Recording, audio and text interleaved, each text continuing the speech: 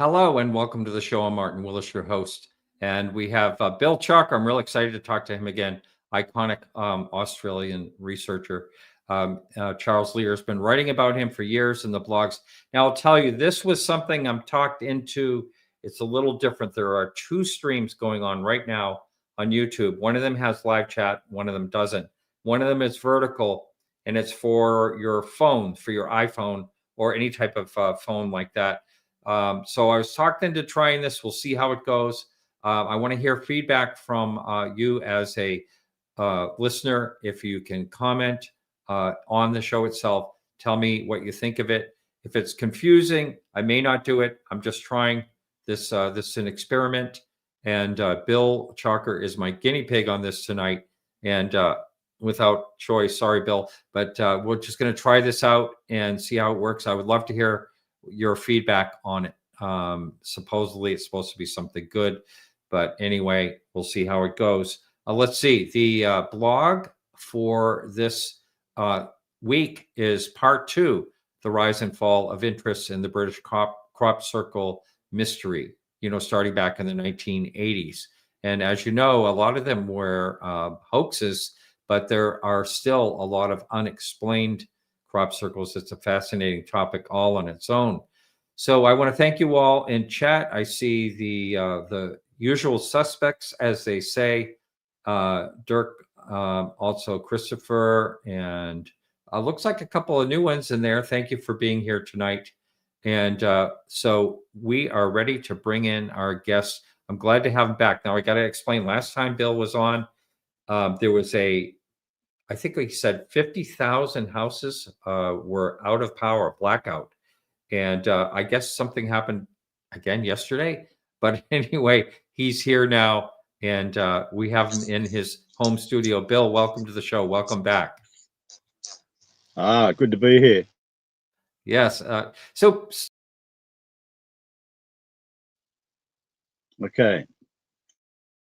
What's going on? Here we go. So yeah, we're just trying to work this out. So Bill, if you would, from the last time you were here, I know there was a lot of interest in the show. We had a lot of downloads in it. And again, the audio, we had the kookaburras out there making noise and everything. That was pretty wild. But yeah, so I know I asked you last time, but can you, if just for the person seeing you for the first time, you've been at this a long time. When did you first start your very first UFO investigation?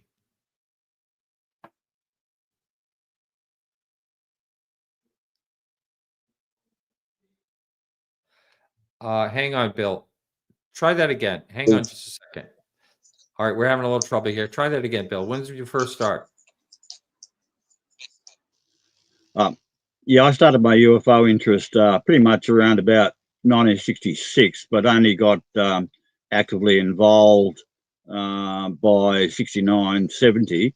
And by then I was starting to do a lot of active research, field investigations, that kind of thing.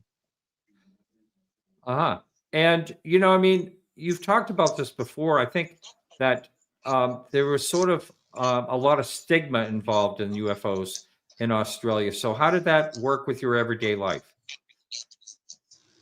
Well, it didn't affect my everyday life, but I agree that the stigma wasn't just unique to Australia. The stigma was worldwide, and that was reflected a lot, particularly courtesy of the Condon Report that came out in 1969.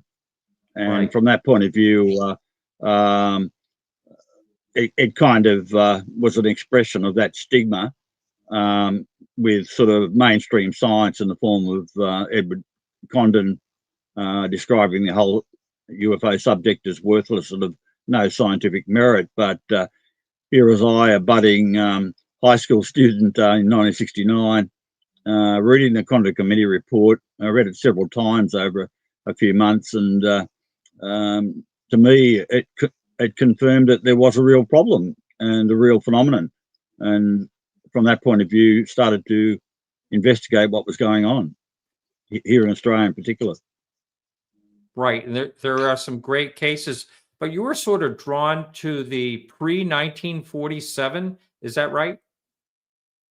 I guess that's one. The pre-1947 sightings were one area of interest, but what really drew me in was the science focus, or the suggestion that there was a real physical phenomenon going on, and that my first sort of focus was simply to examine whether there was a UFO reality, and then the next sort of priority was to establish whether that was alien or not, or some sort of prosaic kind of explanation. And through all that, I got exposed to a broad cross section of the UFO phenomenon in Australia. But the pre-1947 stuff was an area of interest to me as well, simply because if there were cases that were the same as what we're experiencing at that time back in the 20th century, then that sort of suggested that we've got a real enduring phenomenon there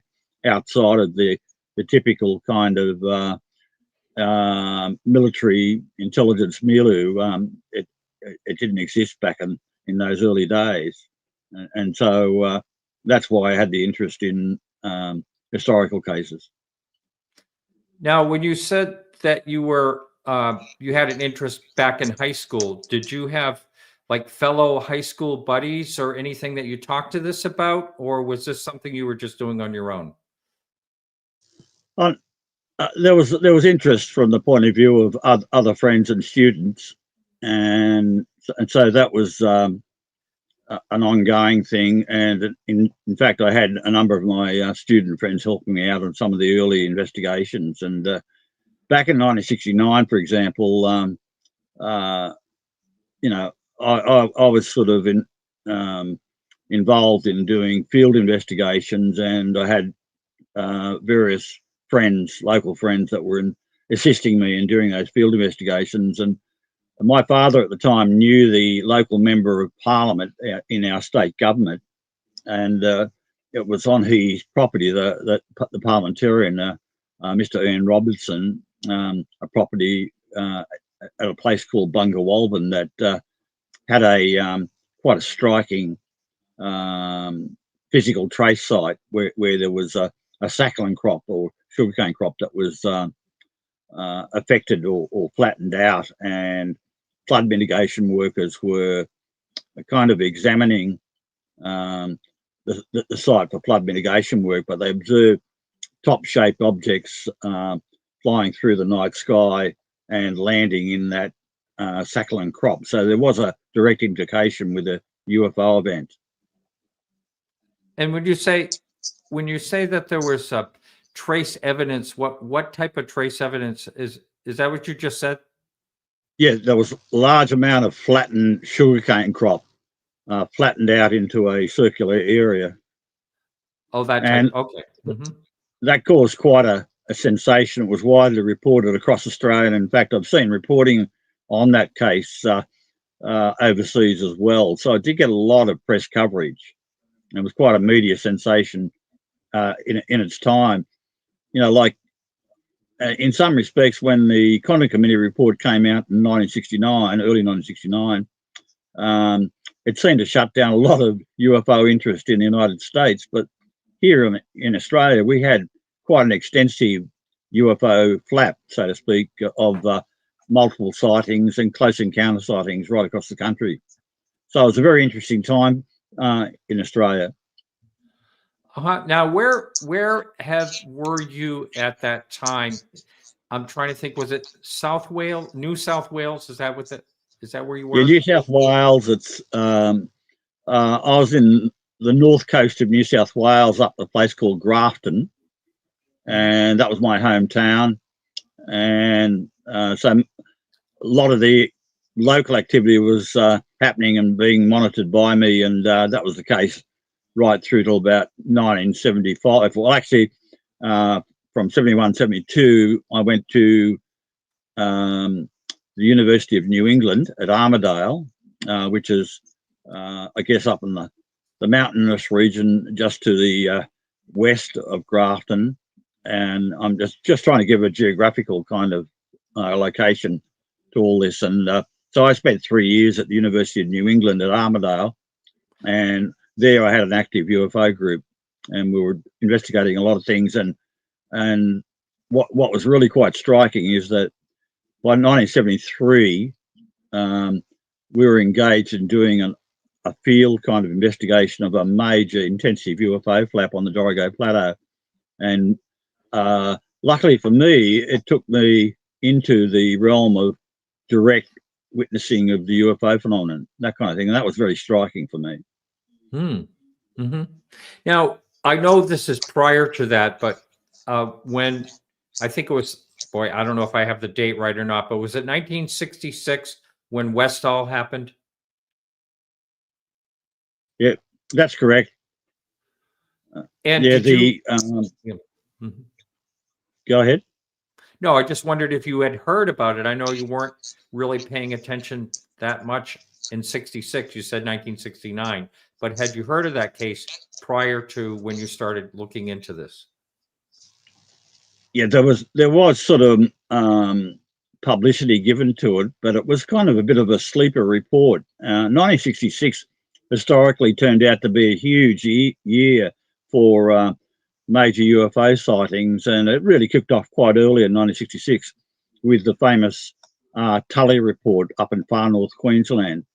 And that's where a banana farmer crossing his neighbour's property on a tractor at 9 o'clock in the morning in January 1966, thought he heard what it sounded like a air escaping, or he thought it might have been a problem with the tractor tire, but he stopped and then observed a dish-shaped object coming out of a tidal lagoon area quite close to him, within 20 yards, and out of the Horseshoe Lagoon rose a dish-shaped object, and it took off in a slight dive, and then he goes over to the lagoon and sees a swirling mass of water swirling in a clockwise position.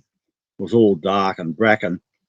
Comes back an hour or two later, and then sees that the reeds that were in the lagoon itself had risen to the surface, and there was like a natural pontoon of intertwined swordgrass reeds, so tightly wound in a clockwise direction that people were able to climb onto that floating pontoon of swordgrass reeds, and it could support the weight of a man.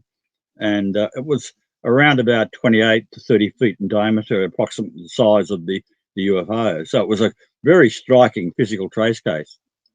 And that kicked off the year, so to speak, in Australia in 1966. Wow. Okay. Yeah. I think it's possible either we touched on that at last time we spoke, or maybe perhaps I heard about that. But yeah, that sounds interesting. But I do want to skip back because I know that you investigated kind of a interesting, I'm trying to think of the 1868 Parramatta case. Is that something that you'd be able to talk a little bit about? Yes. It's a bit confusing here with there's quite a time delay going on. Anyway, the Parramatta case that you're talking about, I didn't learn of that until I moved to Sydney full time and there to live and work in 1975. And the local UFO group had been established since about 1956. It was one of the earliest and longest duration UFO groups in the world, in fact, 55, 56. And the then sort of honorary president of the group, Fred Phillips, I used to spend a fair bit of time with him in his personal library, and he had a huge interest not only in UFOs but the paranormal, the occult, psychic type stuff. So visiting his place with his massive library was always a real pleasure. And it was during one of those visits that he showed me what appeared to be the reconstructed journal entry by a Parramatta surveyor called Frederick William Birmingham. and this purported to describe the landing of a UFO, or what he referred to as a flying ark, in Parramatta Park. This is a very large residential parkland area at Parramatta. Parramatta was our first real city that developed the original first settlement of Australia by the British back in 1778. That had become a bit of a cesspool, polluted, very poorly managed, and so they developed the first city as such at out to the west, probably about 20 kilometres away, and that became the first major city development in Australia. And it was at that location that Frederick Birmingham had his sighting. Now, my initial reaction to seeing this document was I wondered whether it was some sort of more contemporary hoax, and so off I went to the State Library, the Mitchell Library, to the research department, and started looking at all the historical newspaper accounts, that kind of thing. And what really amazed me was I was starting to find very clear evidence that Frederick Birmingham did exist. He was a surveyor. He was on 2 occasions an alderman or a politician on the local council, and was quite well regarded as a surveyor and engineer, and involved in kind of council work involving like the repair and maintenance of the local waterworks, all that kind of stuff, to ensure that there was a clean water supply for the growing city of Parramatta. So the guy existed. I came across maps and survey maps that he had done, and so I was able to verify fairly quickly that, yeah, okay, Frederick Birmingham was a real person, but the question was this document a real product of Frederick Birmingham? And sure enough, over a long period, we were able to determine that he actually described that story, and it got documented in contemporary newspapers, and even as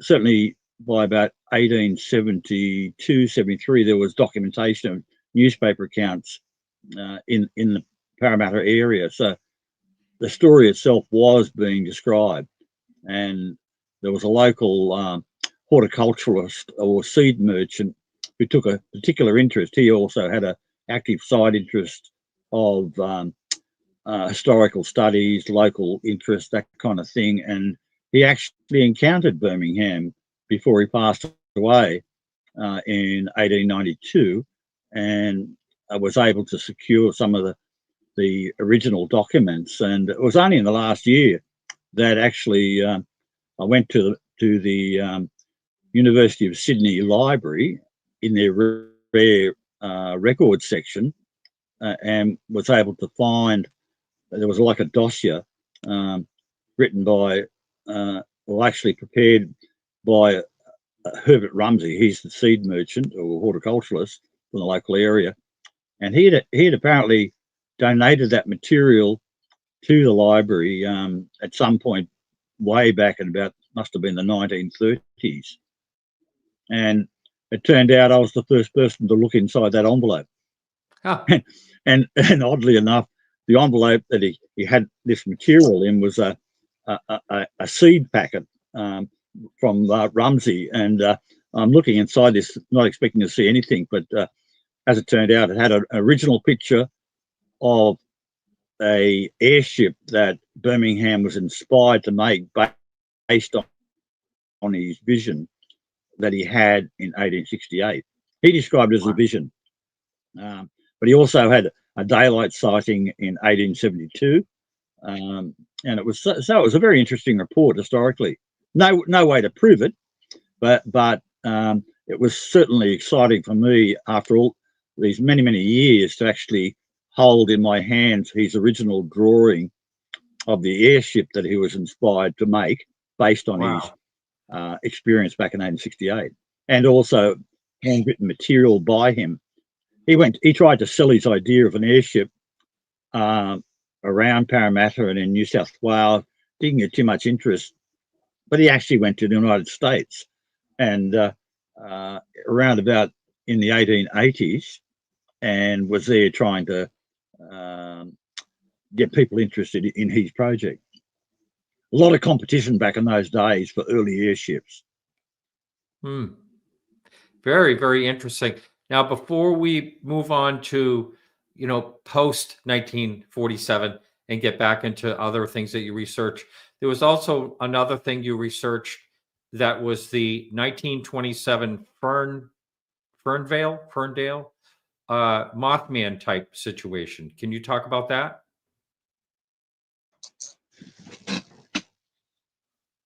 Yep. Yeah, the Fernvale event from 1927 was a really interesting one. I'd heard about it courtesy of the Queensland group, the Queensland Flying Saucer Research Bureau, or it's now called UFO Research Queensland.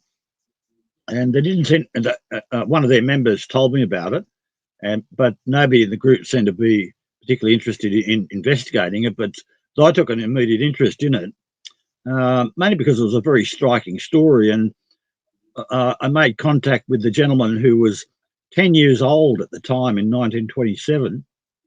And I sent off a letter, and there was sort of silence for, I think, a couple of months. And out of the blue came this long letter about, I think about 15 pages or thereabouts, handwritten, in which he went to great detail describing the events. And essentially, his family, his parents were running, they were like share farmers, or they were hired to operate a dairy farm. And also there were pigs there that were fattened up, and that was the main sort of money supply ultimately. And so they were quite poor at the time, but it was they were living on the property. But what they observed was apparently a disc that flew over the property, traveled down the valley, and then appeared to land nearby. The family members and several locals visited that location, and they found a circular burn mark on the side of the hill within viewing distance of the property itself. And so that sort of was quite striking. Initially, they'd never seen anything quite like it. An object that appeared to be able to fly.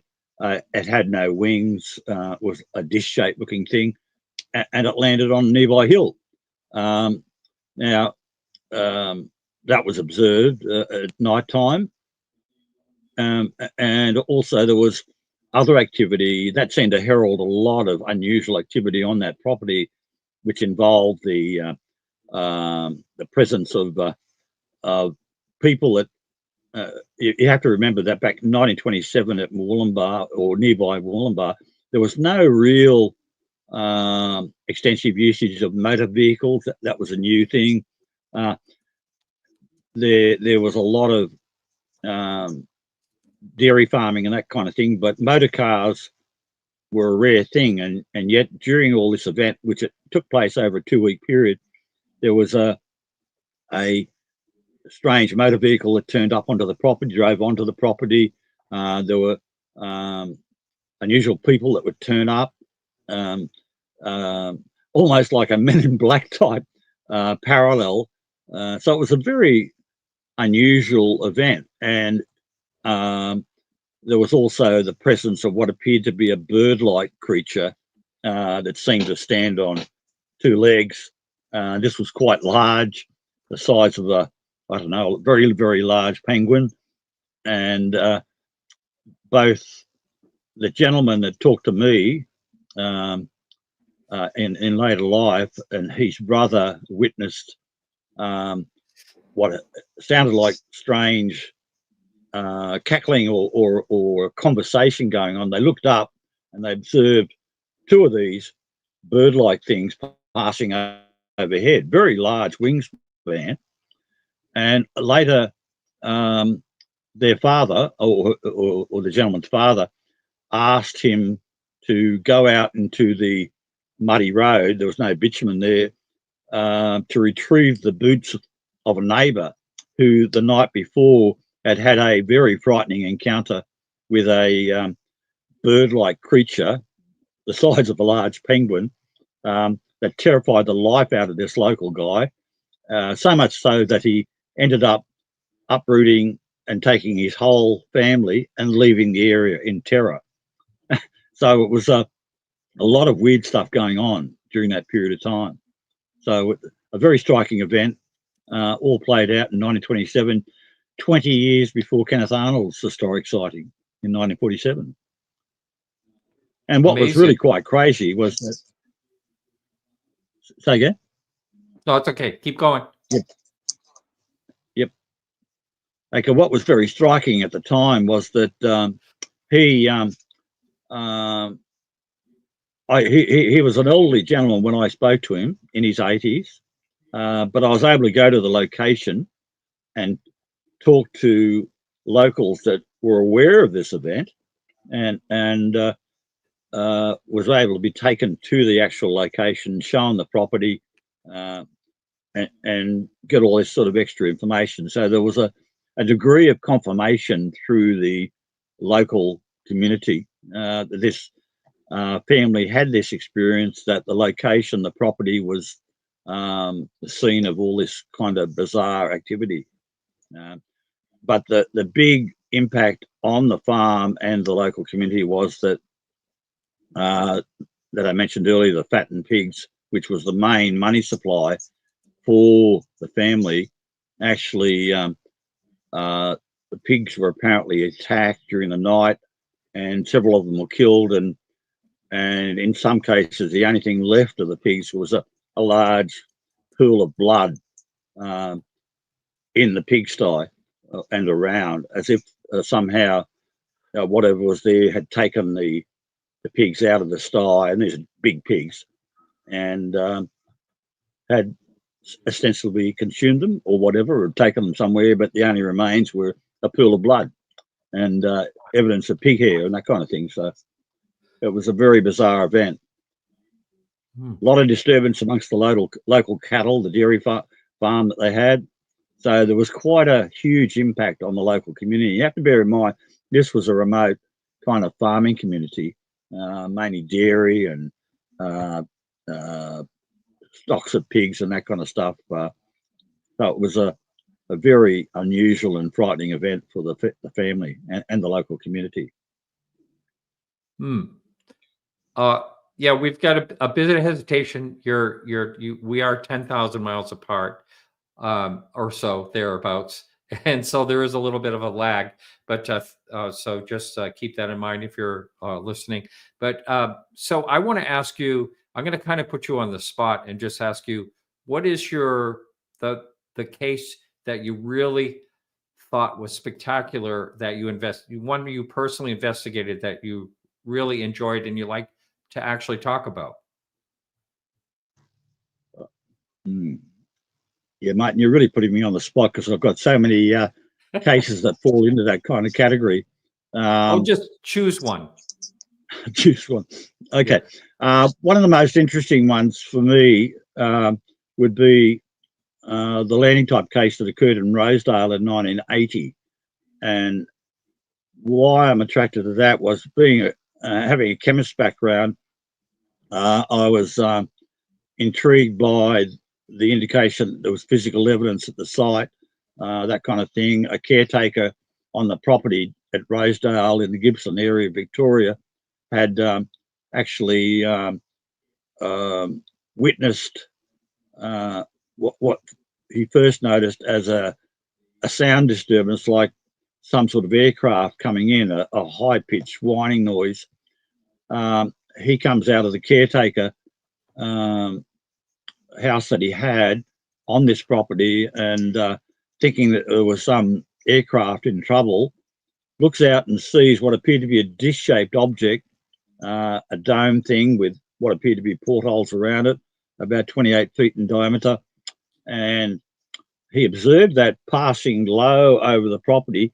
It seemed to be heading towards a hay barn, quite a large hay barn, and then it seemed to deviate just to avoid colliding with the hay barn, and then it seemed to go down another half a mile or so to the next paddock, where there was a 10,000 gallon water tank, and this object appeared to sit on top of the water tank.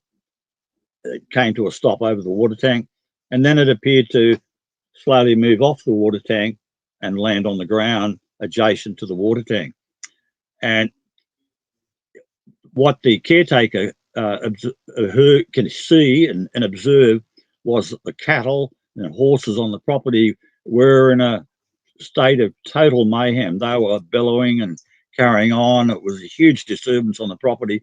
And as the caretaker, and we're talking about midnight or thereabouts, he realised he had to investigate. And so off he goes on a motorbike, driving along or riding along to the adjacent paddock. He could see that the livestock was tremendously disturbed.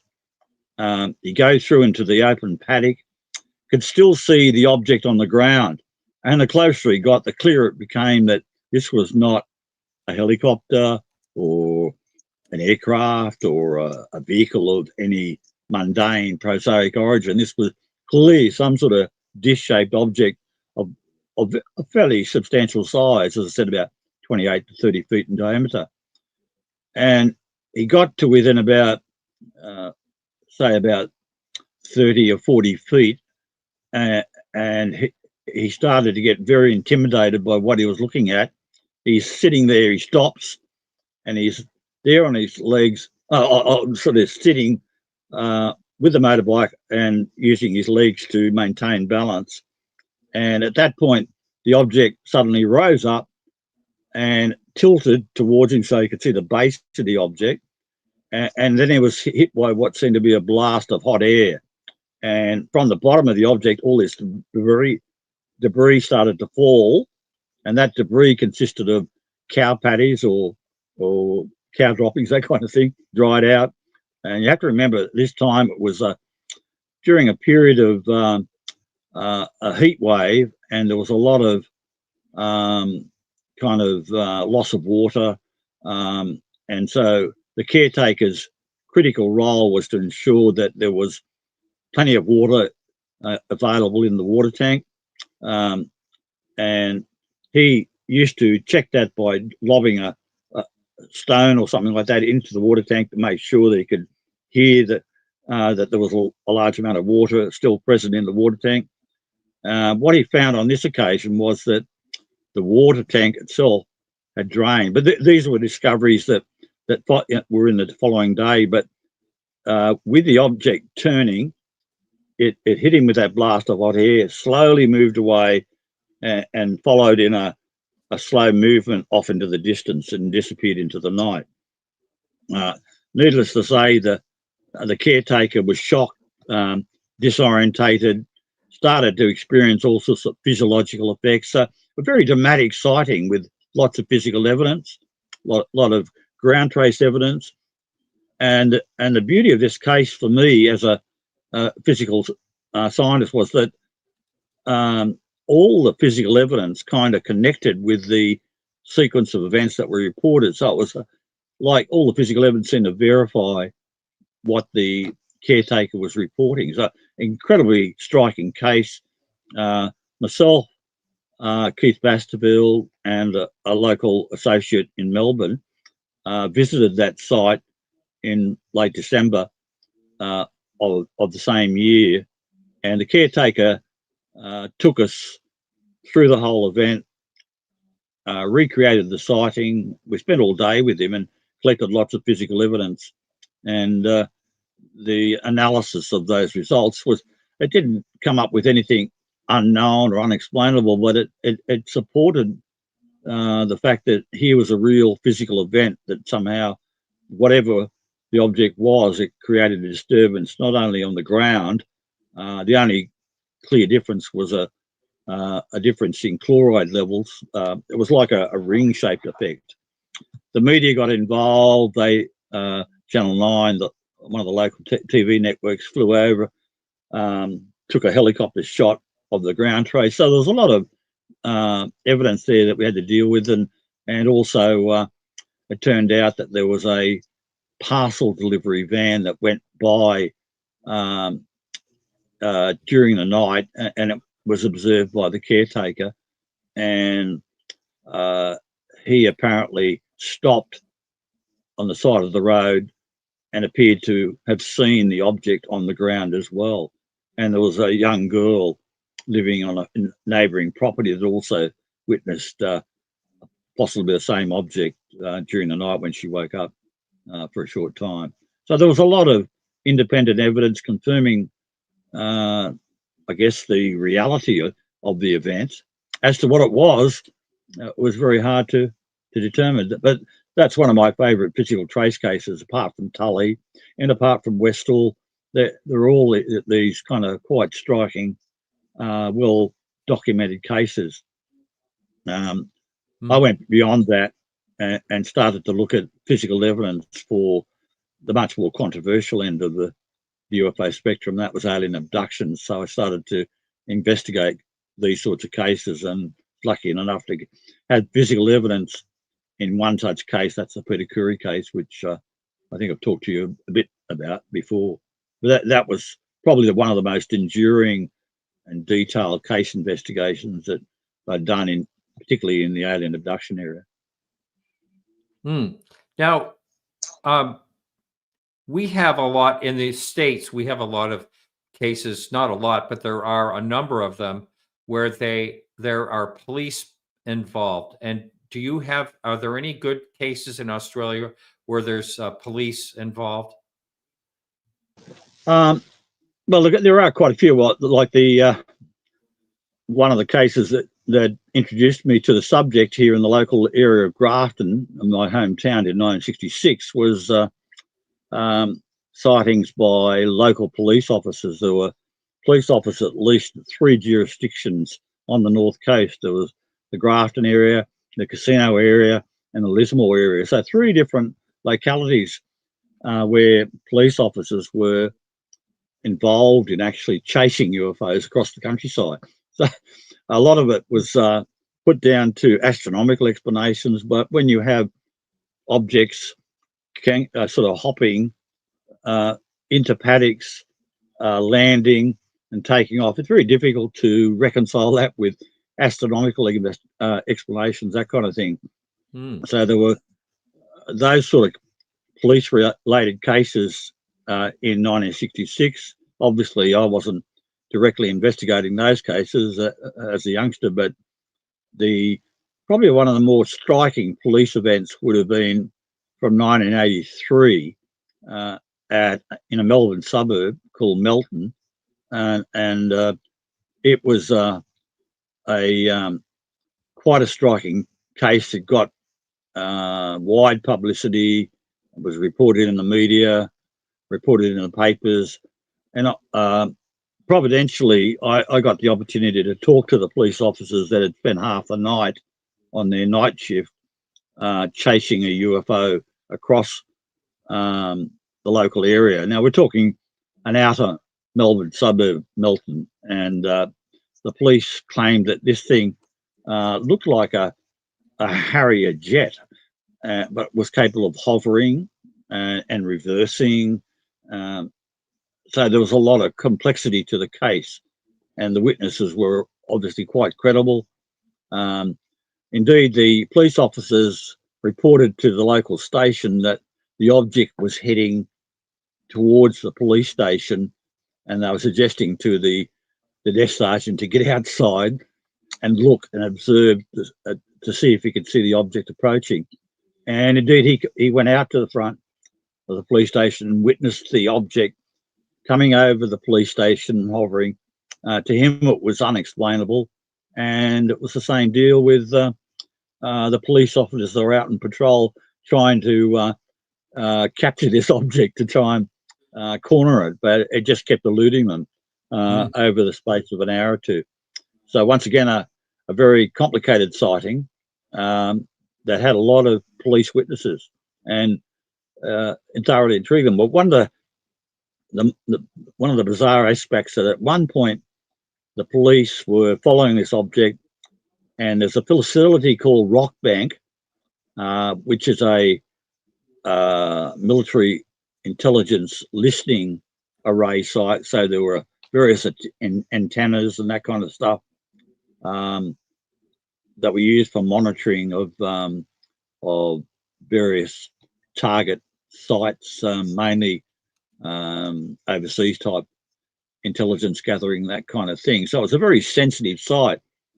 And during that night, the police witnessed the object that they'd been pursuing up to an hour and a half thereabouts during the night, actually approach the main antenna array of this military facility.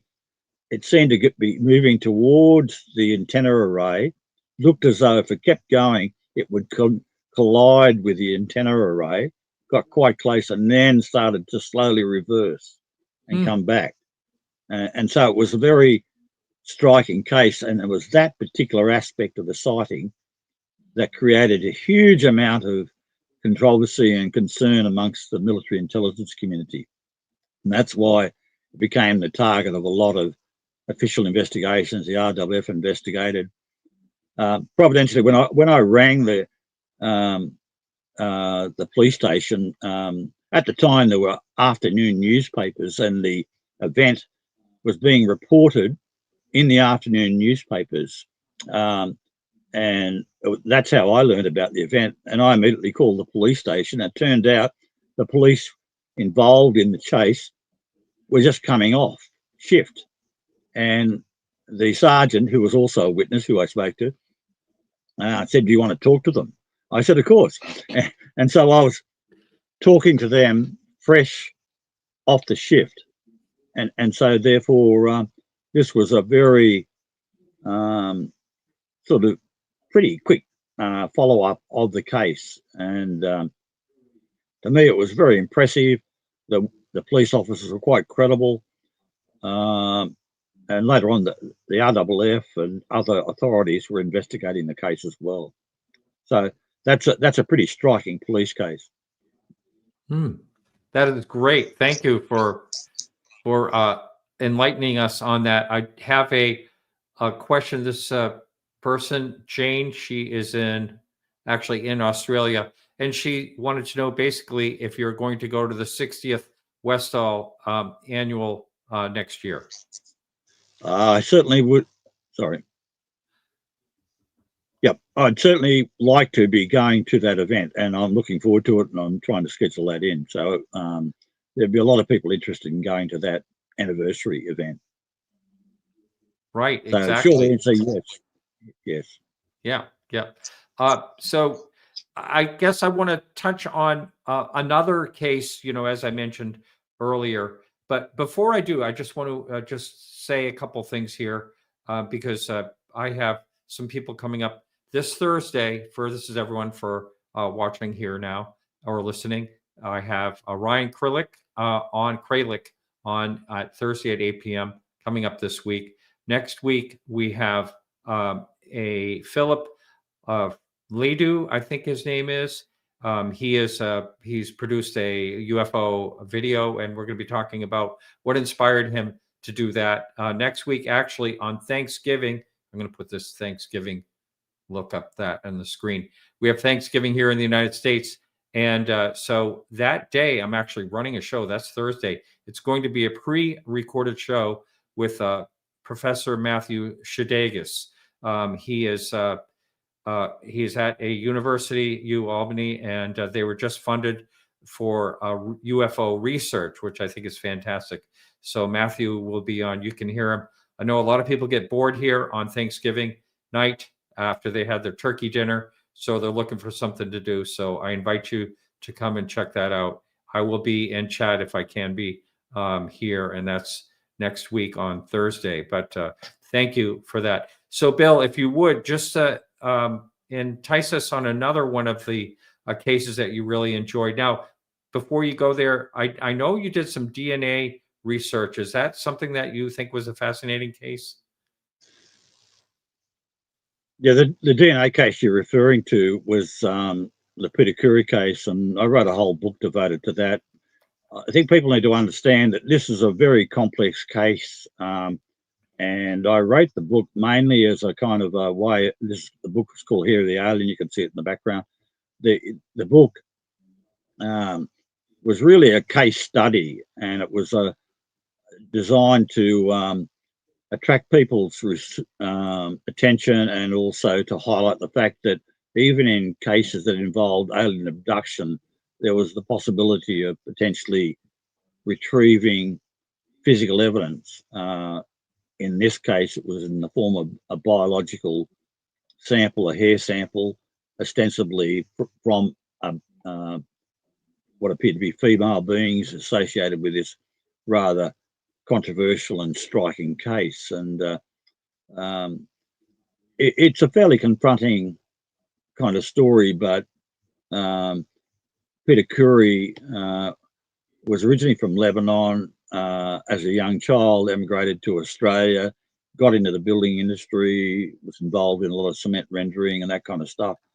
And he was probably the most unlikely UFO abductee person that you would have, but he had this encounter. As it turned out, there were a series of encounters, 1988, 1992, and a number of other associated events. And that's why it's very difficult to summarize. And so I encourage people either read the book or go to my main Ozfiles site, put in Peter Khoury's name. There's also a connected site that I have that you can access via the Ozfiles website that I've got, called the Alien DNA Paradigm site. And that has a whole lot of information. And I know the case has been the subject of a lot of attention lately, and people down here in Australia wonder why it's taken so long for, I guess, the general UFO scene, particularly in the United States, to be aware of this case. I had a book published by a US publisher in 2005. Multiple reports I've written on the case from the year 2090, actually 1999 was the first written detailed account in terms of the Alan Hynek organisation, the Centre for UFO Studies, International UFO Reporter, published a paper by me called Strange Evidence. So there's been this sequence of investigations, both of the 1988 case, the 1992 case, which led to the discovery of the hair sample. And so to me, it's a very strong evidential series of cases that support the reality of this case. And the DNA, and a lot of people misunderstand the DNA evidence, and I really encourage people to dig into the detail. And that's why when I published the book, I wanted to make sure that the detailed report and analysis by the biochemists involved was there as an appendix, so that anybody with a biochemistry background could read that report and know that it was done by experienced biochemists. At the time of the book publication, I wasn't able to identify the key people involved, and as it stands now, the main coordinating scientist has come out, and that's Dr. Horace Drew, who was formerly a member of the major science research organisation called the CSIRO here in Australia. So he's one of the chief biochemists, well-credentialed scientist, the co-author of one of the standard textbooks for biochemists called Understanding DNA. So impressive credentials, but he was the main guy supervising this investigation in terms of the biochemistry. And there were a number of analysts involved, but we've decided that the identity of some of the other biochemists is not appropriate to share. So the data's there, the information's been verified to a certain extent, and it seemed to imply that in the hair sample, it appeared to be of a hybrid nature. And this is something that people need to understand. People get hung up on the basically thinking that they understand the DNA investigation, but most people don't seem to take the time to examine the detail. And we did it in a couple of phases. We examined the hair shaft. It showed an Asian Mongoloid DNA type sequence present in the hair shaft, and in the root of the hair, which we did subsequently, it seemed to show a different sequence. And that kind of anomaly between the shaft and the root of the hair sample shouldn't be occurring in normal human hair or human DNA. And yet here we had evidence of what appeared to be a hybrid sample. Very unusual. And that certainly intrigued the biochemists that were involved in the investigation as well. I should remind folks that I'm not a biochemist. I'm an industrial chemist and trained in industrial inorganic chemistry. And so I had a fairly rapid learning curve to acquaint myself in biochemistry. I wasn't completely unexposed to biochemistry, but certainly I had good people to guide me through this process. And so we've had a lot of opportunities to verify and review the DNA work. And so to those that want the detail, read the book Hair of the Alien or go to my site, Alien DNA Paradigm, which you can access via the Ozfiles blog site that I've got. So very complicated investigation. Yes, hang on. There we go. So yes, wow, that's yeah. So I encourage people to go to the website. I will have that in the show notes, so check that out. I was thinking, Bill, that New Zealand is like, I don't know, 1,500, 2,000 miles away offshore from where you're at. And do you ever look into any cases in New Zealand? Well, there been a long history of well-established UFO groups in New Zealand, and Susie Hansen's one of the more prominent researchers, and in fact, she's an experiencer herself. And there have been a lot of intriguing cases, and I've been to New Zealand and investigated a number of those kind of cases. One of the most interesting cases for me was a whole complicated series of events that played out at a location called Gisborne on the North Island. And these were events that took place mainly during the 1970s and involved a number of people claiming to have had close encounter events and alien abduction experiences. Probably the most concentrated grouping of abduction-related cases that I've come across in my experience are all located in this Gisborne area. And people need to understand that New Zealand is earthquake prone, and that kind of stuff, and there's a lot of speculation that maybe this accounts for a lot of the UFO activity. But again, it's all speculation. But one thing for sure, the Gisborne location, particularly during the 1970s and into the 80s, has been the location of a lot of ongoing UFO activity and an incredibly high concentration of UFO abduction type reports as well. And having talked to some of the key witnesses who experienced all this, I was quite impressed with the quality of witnesses, and it's hard not to be interested in that kind of complex case, and it provides a lot of evidence for the possible reality of these kinds of events. Mm-hmm. Mm-hmm. So after all your years of research, what patterns or consistencies do you see across like historic cases compared to modern? Are there any consistencies? Yeah. You ask all the easy questions, Martin. No, not really. But the phenomenon I think has been extraordinarily robust. There's a lot of consistency in terms of comparing current data. People argue that it's all about kind of orbs and rather distant encounters, but really the evidence, when you start to dig into it, the robust nature of the UFO phenomenon, the physical encounters, the close encounters with large structured objects, that continues. It's just that it's harder and harder for researchers to stay on top of these kind of cases because they're being reported to all sorts of diverse locations. You know, even Australian cases get reported to US sites, and very rarely does that information come back. We have to go chasing all that kind of events. So there's still a lack of coordination, but there's no doubt that the phenomenon is robust.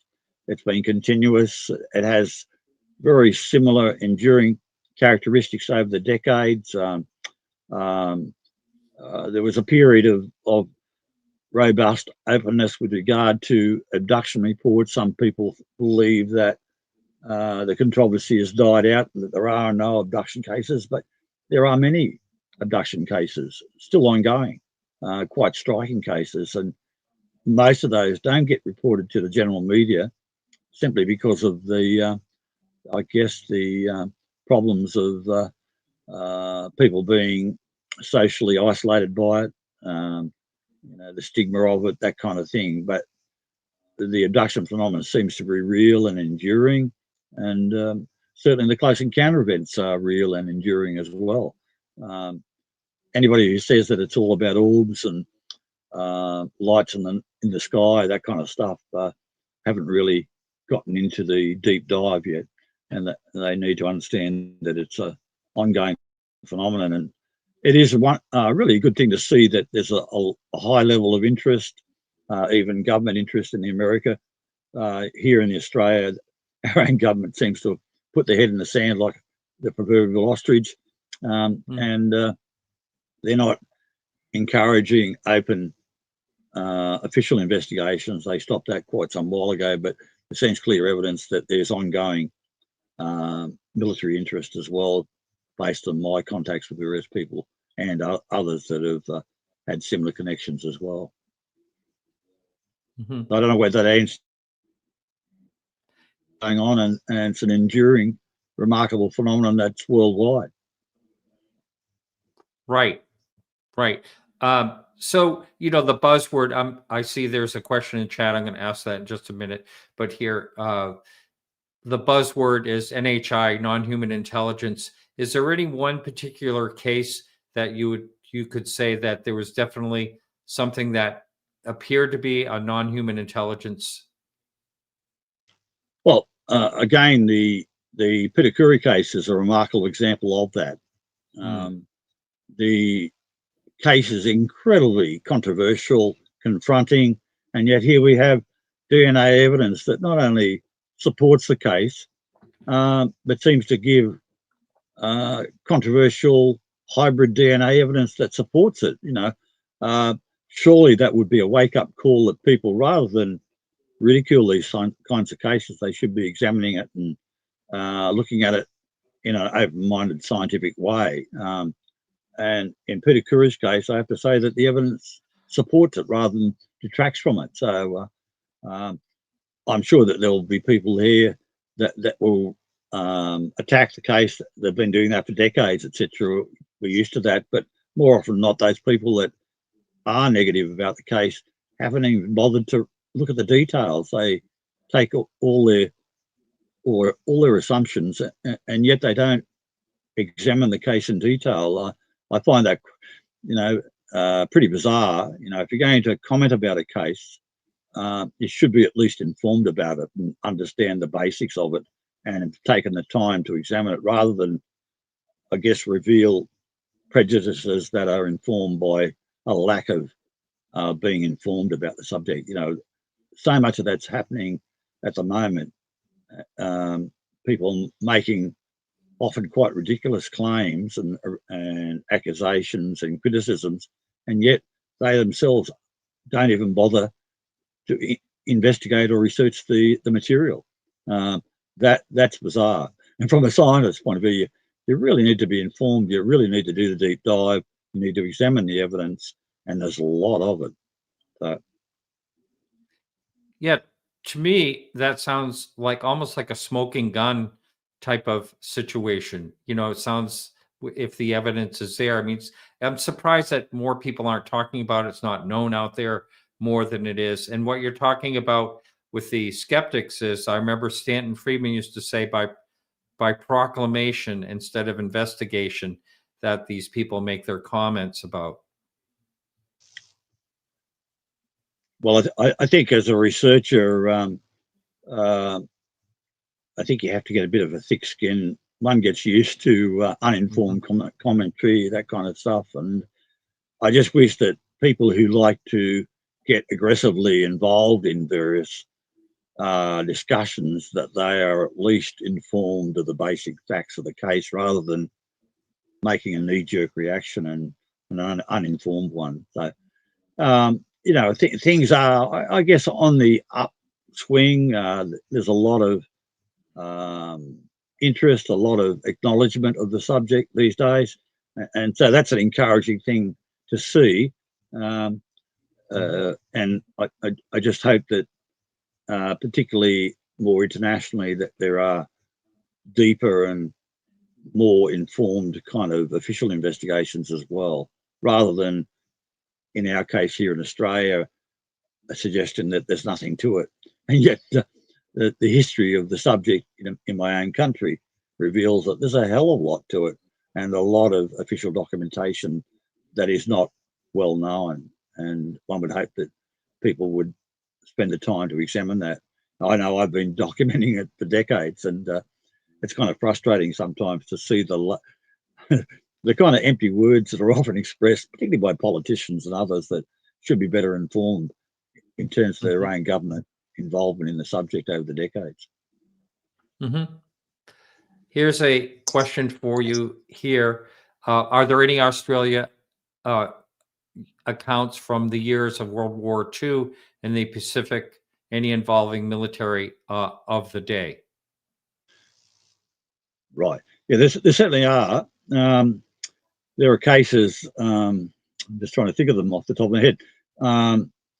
There was a case that was quite controversial, but involved a bomber pilot who actually went on to become a member of the Queensland Flying Saucer Research Bureau. I'm thinking of, I think his name was Ricky Royal, and he had an experience of encountering, he was on a bomber and encountering a UFO. The close proximity to the UFO affected the electronics of the aircraft.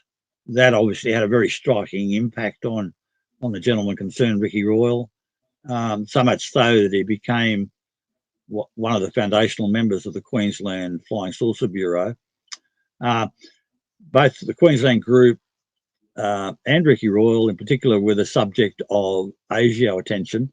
That's the domestic Australian Intelligence Security Service. ASIO stands for the Australian Security and Intelligence Organisation.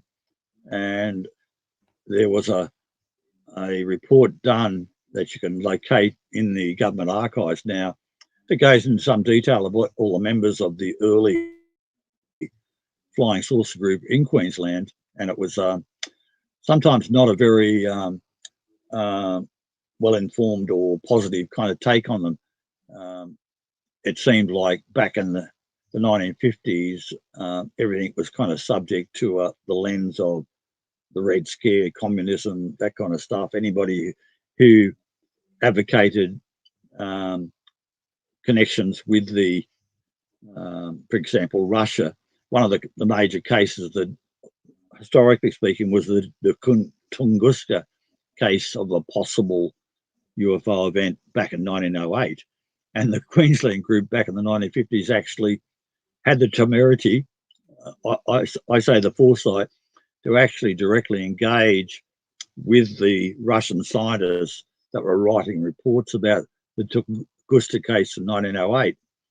And they got responses from the Russian scientists that, of course, given the day, the Cold War era, attracted the attention of our local security organisation, which misunderstood why these civilian UFO flying saucer groups were interested in connecting with Russian authorities.